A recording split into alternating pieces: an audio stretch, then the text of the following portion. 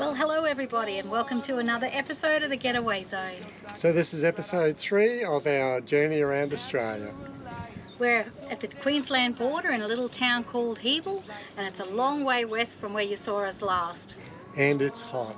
It is 38 degrees, it's hot, it's dry. It's so different from the Sunshine Coast. But we've come here for a very good reason. So if you watch the episode, you'll find out why. We hope you enjoy this episode. Underneath the rows of trees, I can see where the ocean meets the sky. Under our clothes, a fire grows. We are ready for this life of running wild. We're running wild. Underneath the rows of trees, I will see where the ocean meets the sky. Under your toes, the fire grows. You are ready for a different kind of life. Just shining forward. In this episode, we finally leave the east coast and head out to the outback. We have an overnighter at Tara Lagoon, followed by the Hebel Hotel, before spending a few days at the back of Bourke in central New South Wales. We finish off with 2 more overnighters at Cobar and Lachlan River as we make our way to Victoria. We drive through some wet but very green countryside as we leave the Sunshine Coast on our way to the Tara Lagoon for our first overnight stop.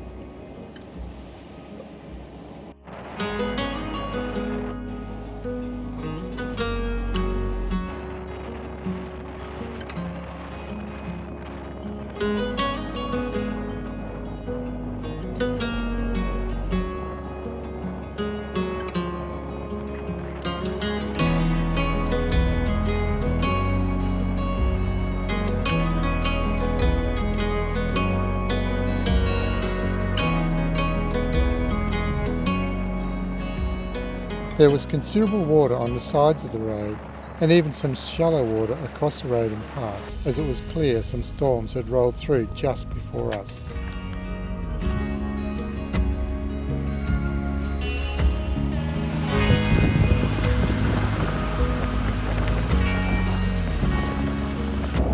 They say you shouldn't drive past the fuel bowser. Well, we did at Yarraman.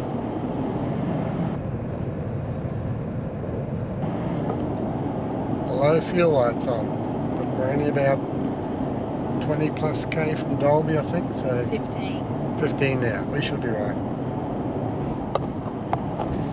One would hope. $1.76.9 cents a litre, so that's 10 cents cheaper than Yarraman was. It was worth the risk. On arrival at the lagoon, it was noticeably wet, with the lagoon at full capacity and overflowing the drain across the road in parts.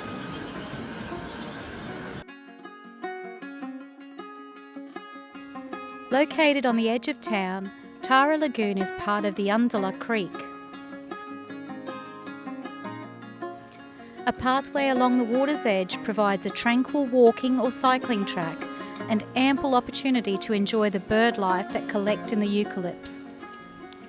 At $11 per night for a powered site, I rate this as a top camping location, and it was only the rain and the water lying around that detracted from our stay. Definitely add this one to your list if you're passing through this countryside.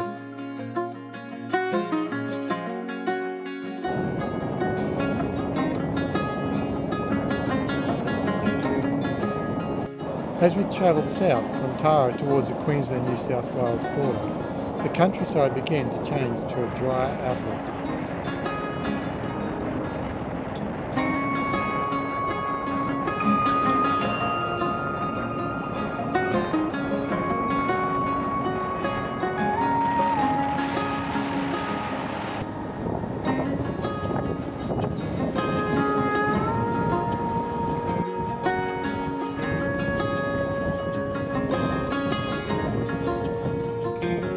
$37 degrees. Oh my gosh, it's so hot.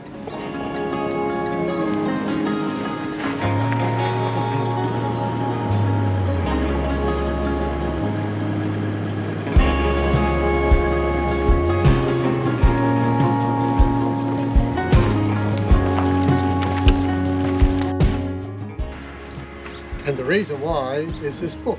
If you followed us in previous episodes, you'll know about the Australian Bush Pub. So, of course, Hebel is in there. So we're on our way to go and get the publican to sign off, or hopefully sign off on it, and tick off another pub that we've done. And because it's so bloody hot, it's low general alcohol. We're having a beer.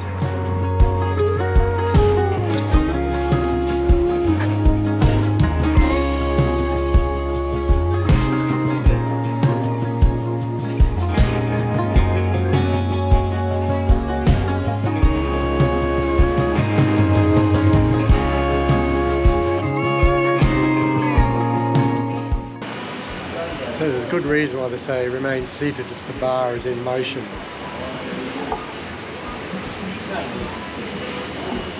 I'm not sure if you can see it on the GoPro, but this pub is built on a slope. It's like about a 5-degree angle. Sloping downwards. Must be a bit tough when you've had a few drinks and negotiate uphill or downhill.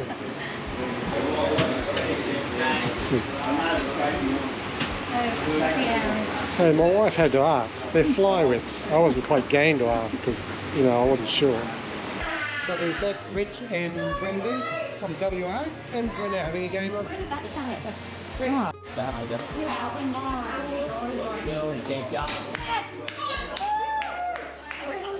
Deb just got the one. She tells me she's a dart shark, but we're yet to believe that. I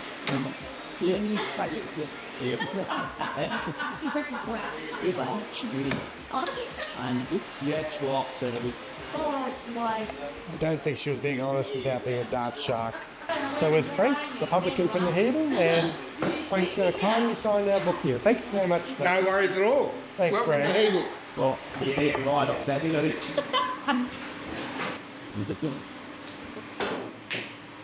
Oh, useless. It's interrupted our game of darts, but for a very good cause. Wait, no worries at all. Thanks very much. Thanks for calling in to Hebel. Yeah. After 13 days on the road, we finally crossed the border into New South Wales. The thrill of crossing into a new state gives us a burst of energy. Here's to the adventures ahead as we start exploring this beautiful country south of our border. You can't keep up, you fall behind.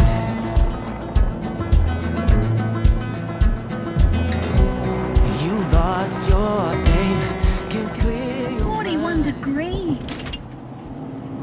41! Thank goodness the air conditioner's running in the van because it's bloody hot outside. So we've arrived at Kidmans Country Caravan Park, I think it's called. Yeah. And as you can see, there is almost no one here. And as the temperature is now 41, who could blame them? Only crazy people would come to Bourke. It's 41. I've arrived here on a hot day, that's for sure. Top of temperature was 44.1 about an hour ago.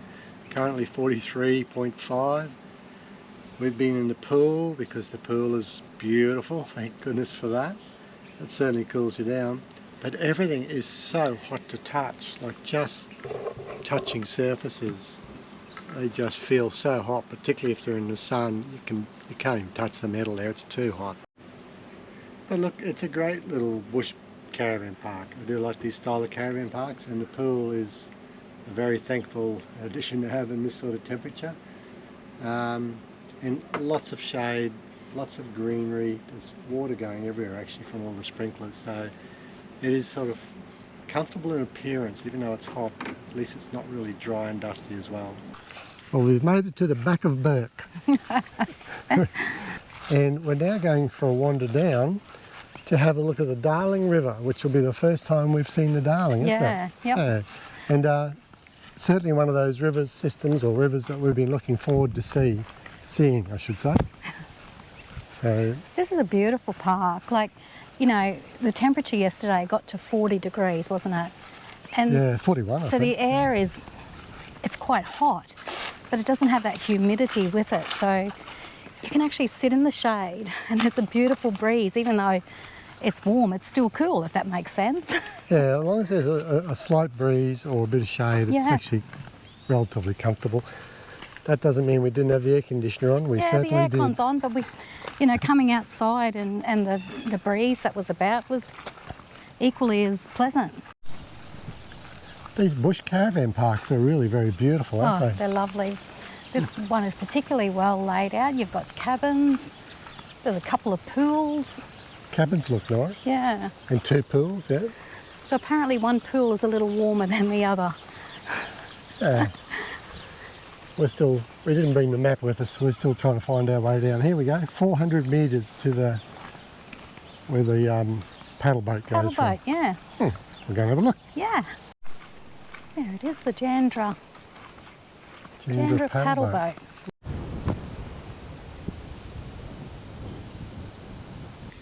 Well, here we are. We're finally on the banks of the Darling River. Yeah.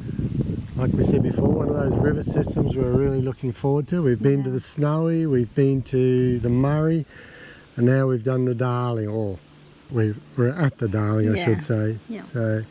So the Darling is Australia's 3rd longest river, starting up here in New South Wales until it joins to the Murray River in Victoria, I think.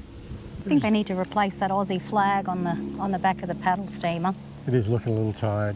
Oh, it's not a paddle steamer, it's just a paddle boat, isn't Paddle it? boat, yeah. Which we'd love to do, but Yeah. you know, we've got a budget and we can only do so many, and we intend to do the Murray at Echuca, paddle steamer there. We've got some boat cruises in Tasmania, so we'll certainly be doing some boat cruises, so we'll give Yeah. this one a miss, but it would be great to do. It's only one of the things I'd love to do, and we'll do it one day, and that is to follow the Darling, so to go to various campsites along the camps, Darling of River. course. Free camps, yeah. Obviously in the cooler months it would be great to do that, and we are going this afternoon to have a look at Mays Bend, where we would have loved to have stayed on the Darling, but because of the temps we haven't. But do you know what I like about this time of the year travelling? It's not busy. You know, Yeah. like there's only 3 In vans these in locations, that it's- park there at the moment. The trip to Mays Bend was bitumen most of the way, but the last couple of kilometres was dirt, but it was easily traversed.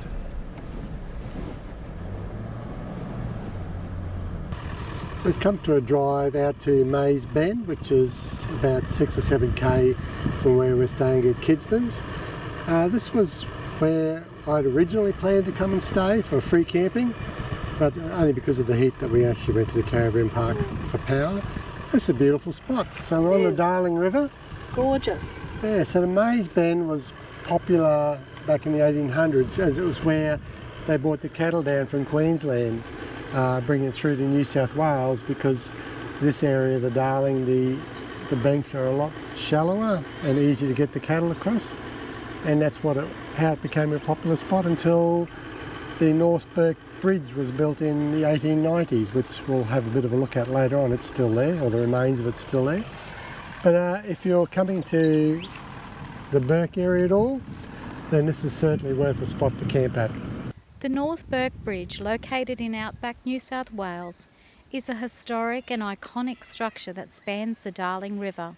Built in 1883, it is one of the oldest surviving bridges in the region. The bridge is a rare example of a wrought iron lattice design, showcasing the engineering skills of the late 19th century. That was not exciting at all.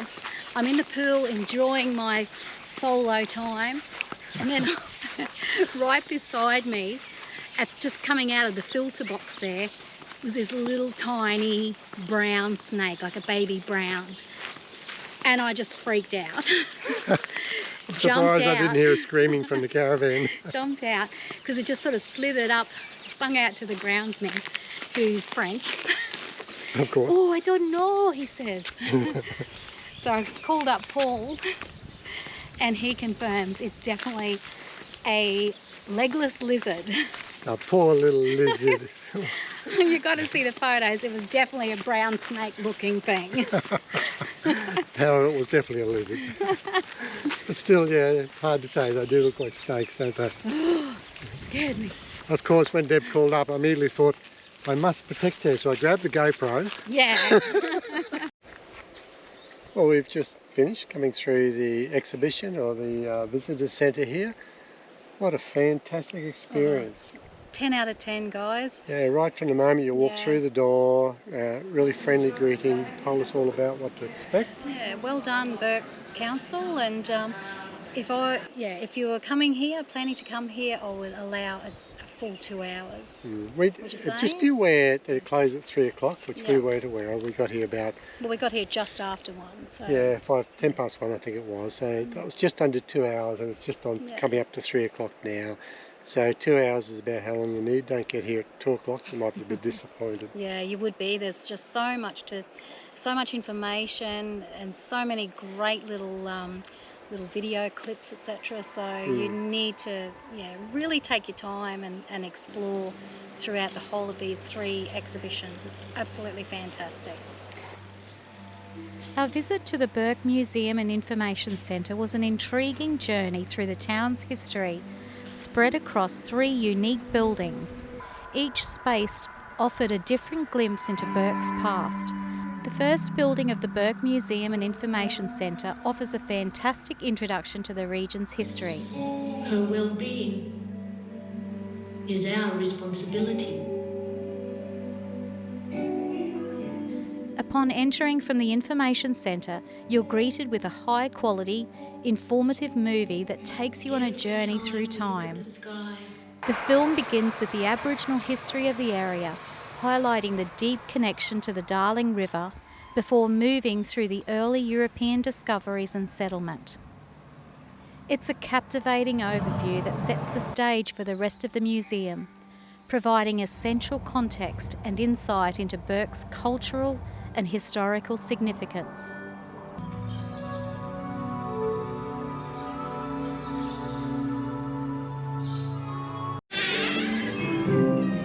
After watching the informative film, you step outside and follow a charming boardwalk that winds through a beautiful outback garden, offering a peaceful stroll surrounded by native plants and local flora. The boardwalk leads you to building number 2, where you'll continue your exploration of Bourke's fascinating history. Building 2 is a treasure trove of local history, offering a wealth of information displayed on carved timber panels and interactive video screens. The exhibits delve into the stories of early settlers, the development of the region and the cultural significance of the Darling River.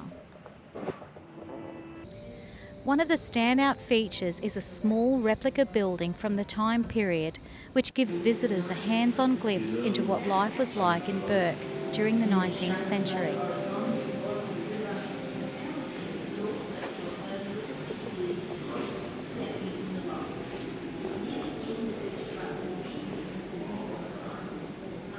Well, we've just come through the second of the 3 buildings.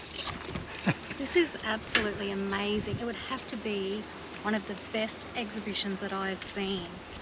Really incredibly beautiful. Well done, guys. Yeah, it's a great job. We're really enjoying it. Bourke Council, good job. Yeah, have done a good job. We'll continue to show you around.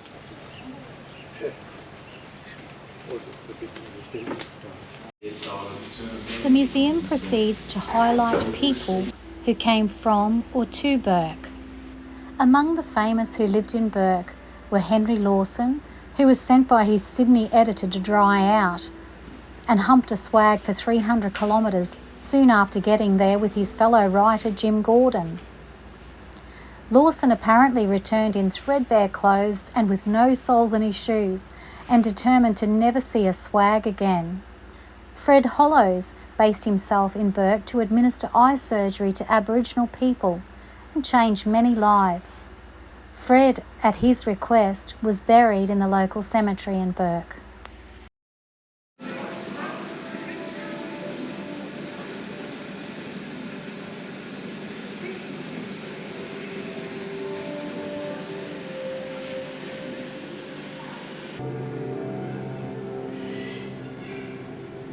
Guys, make sure you put this place at the top of your list when you come and visit Bourke. Yeah, get here Great first. Spot. And they've got great books here to explain about what other places are around to visit as well. So come here first, get your book, see the exhibition, and then get around to the rest of Bourke. Great idea. We left Bourke and continued south to the next destination of Cobar. We were surprised by the number of goats along the side of the road. However, unlike the kangaroos, they didn't make a habit of running out in front of you. Travelling at 90 kilometres per hour means keeping an eye behind you and letting those big trucks get past.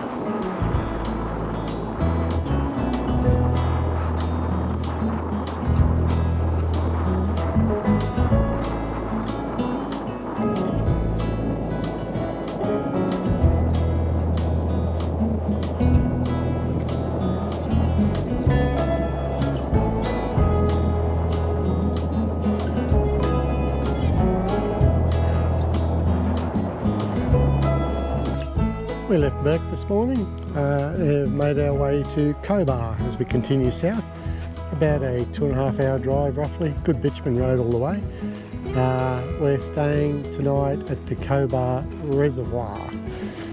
So we had intended to stay here 2 nights, but on arrival it is fairly dry, which in itself is not surprising, and the reservoir itself is quite low, but it's very windy and hence just a little bit dusty. So I think we'll probably just stay the 1 night. I think with other conditions this would be a nice place to stay for 2, but with the way it is at the moment we might just have the overnighter and find our next destination.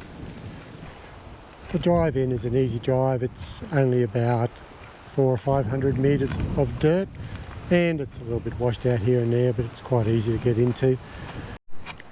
The campsite itself, overall, it's not a bad campsite. With the right conditions, i.e. less wind and maybe just a little greener, be a nice place to stay. A little more water in the reservoir. I would have comfortably had this as a couple of nights stay. Soul searching, fall apart, tunnel vision, hiding in the dark. Well, I ain't gonna holler before I really bleed. Salvation or quick fix remedy. You said I never could change. I thought I never could change. They said I never could change. Damn right, never would. Leave the light on.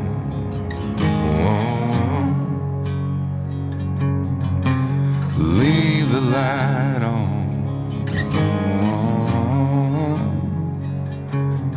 Just leave the light on. We're going to stay hitched, just take off tomorrow morning, but we couldn't resist having a look around. We're glad we did. So we're unhitched, go for a drive for an hour or 2 before we head back to camp. The Cobar Mining Heritage Park, located just across the road from the Great Cobar Museum, is a remarkable outdoor exhibit that celebrates the town's rich mining history. A central feature of the park is the Cobar Mines Memorial, which was recently unveiled at the entrance.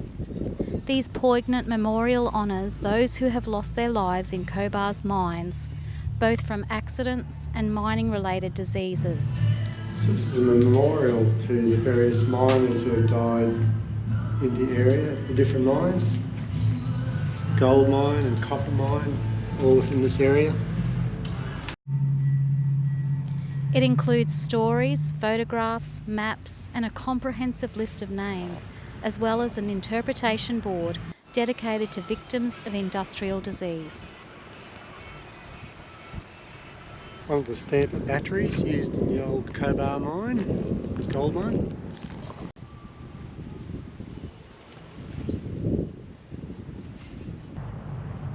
The bell tower symbolises the bells that rang when there was an accident at the mine. Miners and residents would come running, anxious to help. So the church bell also tolled for the funeral of men who died at the result of accidents here. Fort Bourke Lookout and the nearby mine was a unique experience, offering stunning views and a glimpse into Cobar's mining history.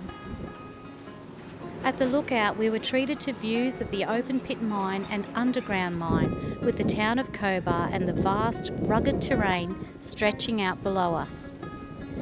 From there, we read about the history of the mine site, where we learned about the town's rich mining heritage and its role in Australia's copper production.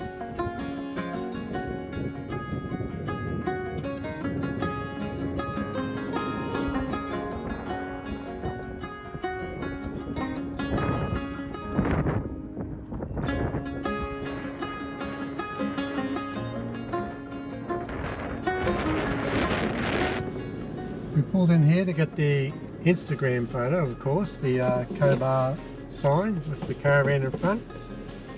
But there was this bloody great big truck parked across the side. Not So just a truck, it's a long vehicle. It's a B-dub. So we're a bit disappointed by that, but he obviously saw us standing there looking disappointed. Can I and just stop he you there for a second, my love? He is a she. Was it? So it's a female truck driver. So on your female truck drivers. Anyway, she moved out of the way, so that was really kind of her. So we got a couple of photos, which were great, but I also wanted to get the drone photo because I thought that would be a better angle. You're not allowed to, are you? No. Comes up saying it's an airport nearby, can't fly. Restrictions. Anyway, we finished our night at Cobar and we're heading further south. So it's another top little spot. I love all these little towns. They're just little gems waiting to be discovered. Yeah. The history here, the mining history, and the particularly the history in terms of the is it black disease or black lung disease that these miners end up with? Yeah, the memorial there has something like 170 names in there for people who've died in the area from just in mining this area accidents alone. Yeah. It's It's crazy. pretty amazing, isn't it, over a period of time since the 1800s. But it's a really lovely tribute to those miners, those hard workers.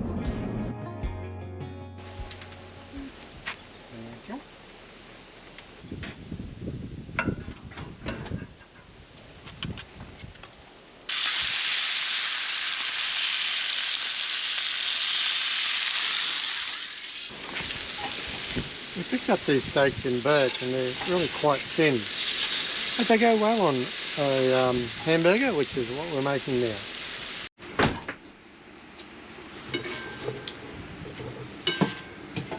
You my love? Oh, toasting the burger buns as well. Very nice. We've only just arrived at this campsite, so we're having our lunch/dinner early. Yep. A lovely burger. Homemade burgers, you can't beat them, can you? Especially when they're nice and easy. Simple as, hey, when you're on the road. Oh, it only takes a few minutes. It's really good. Yeah. And Deb's got us a couple of lime soda drinks as well. Yeah. So We're still on dry run January, so dryish. yeah, dry-ish January. Yeah, we're doing pretty well, right? Yeah. We haven't, I don't think I've bought a bottle of wine. we for the haven't whole bought a of bottle this of wine. year. Only that That's bottle of amazing. rum at the rum distillery. Yeah, well, And we had a few beers left in the fridge. That's all we've had. so I'm not sure that this is entertaining, but anyway, this is lunch.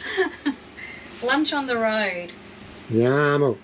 Something really delish about cooking a nice, well, they're Scotch fillet steaks, thinly sliced from this awesome butcher in Bourke. Yeah, so he reassured me that they are the best. So And it's take his we word for had it. some yesterday and they are very, very nice. Yep. Anyway, They are we're indeed. going to enjoy. You guys will miss out. We're about to enjoy that. See you later. Well, we left the town of Cobar this morning and we've arrived at another teeny weeny little town on the New South Wales outback. And we're currently at Hillston. Hillston, yeah. Yeah, just on the river, Lachlan River, is it? On the banks of the Lachlan River, the Yeah. campsite on Wiki Camps is called Lachlan River Bridge. And that'll be because we're located about 400 or 500 metres from the bridge. So Yep. far enough away we shouldn't be able to over it.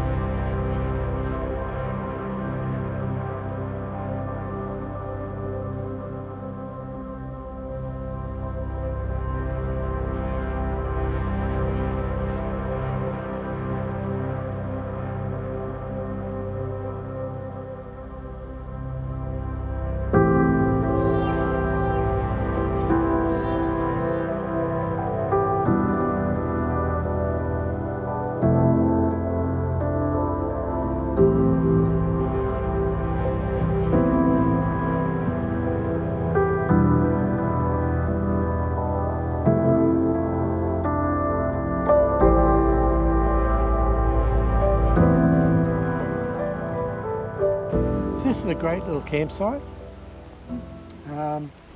There is camping on both sides of the river. We've chosen the town side before you cross over the bridge. It looks like it had slightly better views over the banks here, etc. But both sides look pretty good actually. The river is lined with these large, majestic, I think they're red gums or river gums of some sort.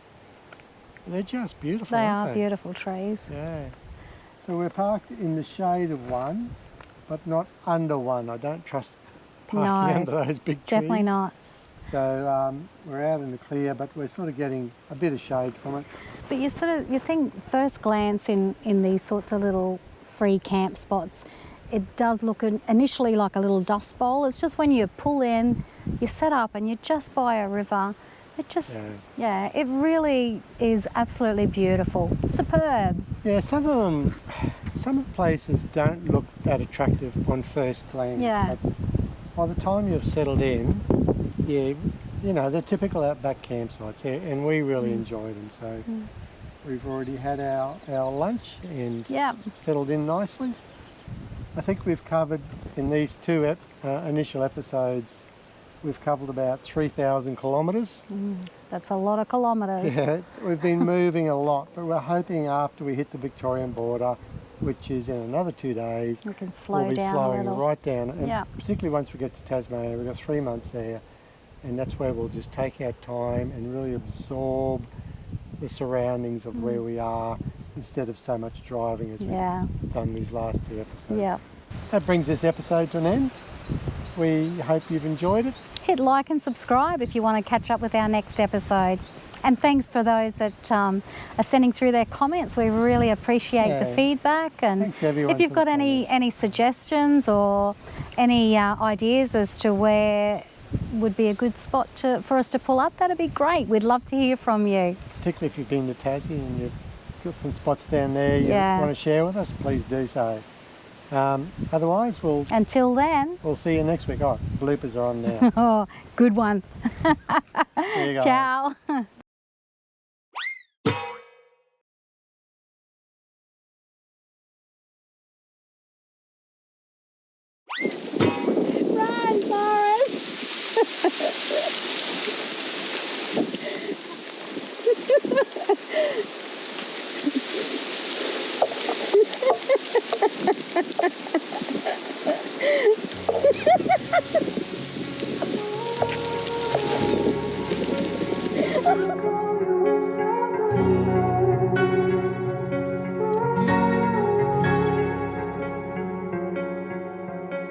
You turned toward me and looked so weak.